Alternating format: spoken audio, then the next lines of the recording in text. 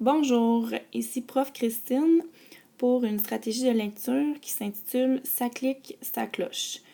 Donc, je vais lire le texte dans les mâchoires de l'alligator. Et évidemment, le but de ma lecture, c'est d'être capable de relever les différentes parties du schéma narratif puisque c'est ce qu'on a vu dernièrement en classe. Alors, je commence ma lecture.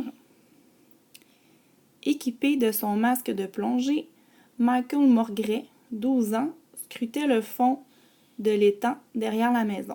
Donc, il est en train d'observer ce qu'il y a dans l'eau. Durant 6 ans, les Morgret avaient consacré week-ends et vacances à la construction de la demeure de leurs rêves dans la petite ville de Crystal River, en Floride, près du golfe du Mexique. Ah, la Floride, c'est tellement beau, là. C'est vrai, j'étais allée là en 2010. Non, c'était 2011, c'est vrai.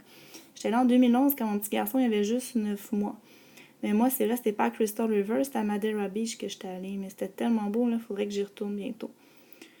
Oui, là, je vais revenir dans mon texte. Donc, c'est vrai, il faut que je lise ce texte-là dans le but de trouver les parties du schéma narratif. Alors, je poursuis ma lecture. Il venait de s'y installer, c'est vrai, c'était les Morgret, depuis seulement 3 semaines. Mais pendant qu'ils la construisaient, donc c'était la demeure, leurs 2 enfants avaient passé d'innombrables heures à nager dans l'étang, une retenue naturelle de près d'1 hectare. Une retenue. C'est quoi ça, une retenue? Moi, le terme que je connais de retenue, c'est une punition. Exemple, quand on dit à un élève, t'as une retenue parce que t'as pas fait de devoir. T'as pas fait tes devoirs. Là, ici, c'est sûr qu'une retenue naturelle, c'est pas le sens de punition. Ça serait un peu étrange. Je vais juste aller voir ce qu'il y a avant dans ma phrase. Donc, on dit qu'il passait d'innombrables heures à nager dans un étang. Donc, un étang, c'est dans le fond de l'eau. Donc, une retenue naturelle de près d'1 hectare. C'est vrai, 1 hectare, ça, c'était une mesure en mathématiques, là. Si je me rappelle bien, mon cours, c'était plusieurs mètres carrés. Donc, si je me fie à 1 hectare, que c'est quand même une bonne superficie, au fait que étang, c'est de l'eau, donc une retenue, ça voudrait probablement vouloir dire un bassin d'eau. Je vais juste me l'écrire pour me rappeler de ce que ça peut vouloir dire. Ça ferait du sens. Donc, bassin d'eau. Alors, je reviens à ma lecture. « Dis à maman que j'arrive bientôt !» cria Michael à sa cousine Kelly Thomas, laquelle venait juste de prendre pied sur le rivage. Les Morgret partageaient ce petit lac idyllique avec les 3 autres propriétaires seulement. Bon, idyllique, ça aussi c'est un mot que je connais pas. Donc, c'est le lac idyllique. Je vais juste continuer ma phrase pour voir s'il n'y a pas des mots qui pourraient m'aider à identifier ce que ça veut dire. Donc, avec les 3 autres propriétaires seulement, ce qui ajoutait du charme à l'endroit. Donc, ça veut dire que c'est quand même beau. Idyllique, il me semble que ça me fait penser au mot idole. Ça ressemble.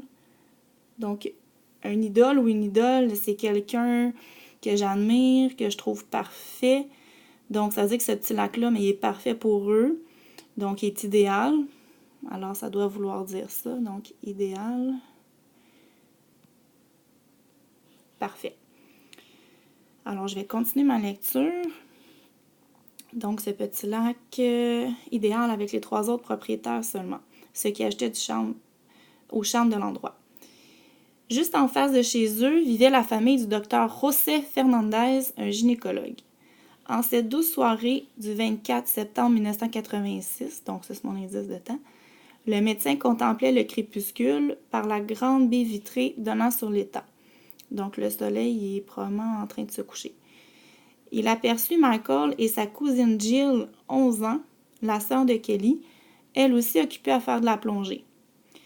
Bon, là, il me semble qu'il y a beaucoup de personnages, là, je suis un peu mélangée. Il y a Michael qui était là au début de l'histoire.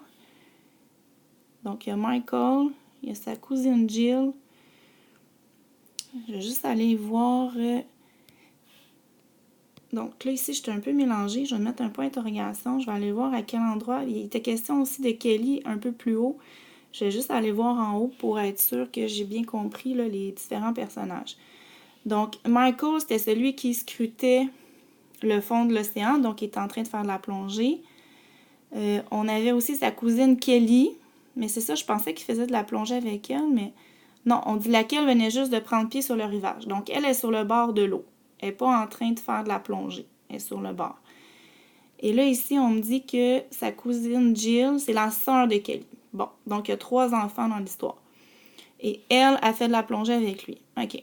Donc, il est en train de faire de la plongée avec la sœur de Kelly, qui est Jill. Alors que Kelly, elle est sur le bord de l'eau.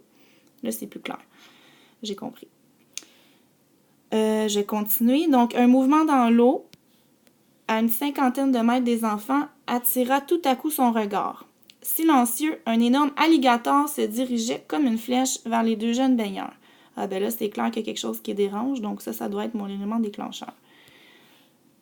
Alors, il me resterait juste à relire avant pour trouver mon qui, quoi ou quand pour la situation initiale.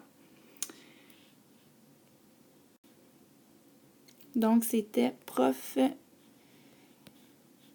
Christine pour la stratégie de lecture. Ça clique, ça cloche. Au revoir.